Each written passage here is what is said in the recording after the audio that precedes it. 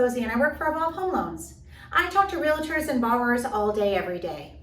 Today we're doing part 2 of our series on understanding credit, what a credit score is, what it means, and how it impacts buyers when they're trying to purchase a house. So let's review some of the basics. There are 5 key components that show a lender how risky it is to do business with you as a borrower. We talked about all 5 of those in last week's video, so please click through if you want a refresher. Basically, the bottom line is, the higher your credit score, the lower your risk. So we've broken down credit scores into 5 different categories. They go ahead and they start from the poor category, fair, good, very good, and exceptional. So let's go through those and let's talk about what they mean. First off, a poor credit score. So that's a score under 579. What that means is that that borrower is going to have a really hard time establishing credit, getting credit cards. They might need to have a cosigner for things like an apartment rental or utilities.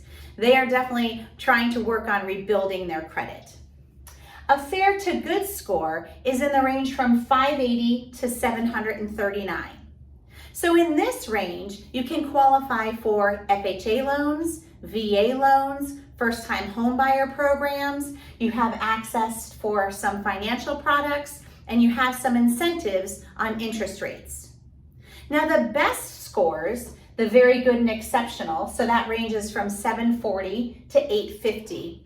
In that category, those borrowers have access to the best interest rates for conventional loans. They have incentives for opening new lines of credit, and they're often given opportunities to increase their credit limits. So remember, the higher the score, the more incentives you have. So let's talk about what it means to go ahead and build good credit. First off, for if you have no credit, the best way to do it and establish credit is by opening what are called secure credit cards or secure loans. That's the first step. Another thing that people need to remember is to make all of your recurring monthly payments on time. That includes things like your rental payments, your utilities, your cell phone bills, your car payments, your mortgage payment, whatever it might be. All of those things impact your credit score. Another thing that borrowers need to remember is to keep your credit balances below 30% of the available limit. Anytime you have credit that's 30% over what your available is, then that hurts your credit score. So try to keep that under 30% utilization. Another thing that people should remember is it's better to have fewer cards with higher credit limits than more cards with lower limits. And the last thing, and many people don't know this, is that if you're a parent and you have a teenager, go ahead and make them an authorized user on one of your credit cards.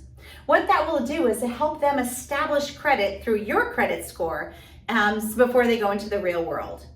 So what does all of this mean to borrowers alike? Well, strong credit scores give consumers leverage and buying power in the real estate market. Not only in the real estate market, but in any financial sector. We look forward to the opportunity to talk to you and your borrower about ways that we can help in building credit, restoring credit, and helping borrowers get in position to purchase homes.